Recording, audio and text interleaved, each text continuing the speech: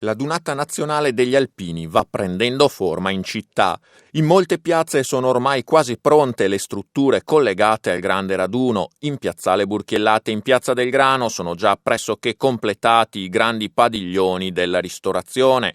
Sulle mura al Bastione San Marco è situato l'Expo del territorio con i prodotti enogastronomici, mentre in Piazza Duomo è stata montata una trentina di stand delle aziende partner ufficiali dell'evento.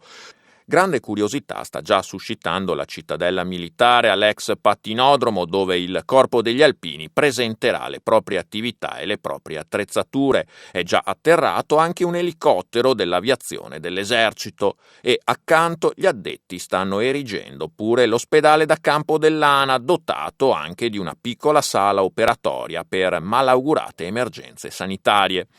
Al lavoro anche i volontari della protezione civile. Come tradizione, in occasione di ogni adunata, gli alpini donano alla città ospitante alcune opere pubbliche.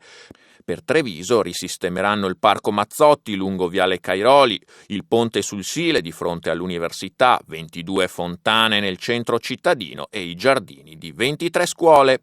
Forse anche a causa del primo afflusso di partecipanti alla dunata e della chiusura dei parcheggi nel centro e negli immediati dintorni, in mattinata si sono verificati ingorghi e rallentamenti in alcune delle principali arterie viarie verso la città.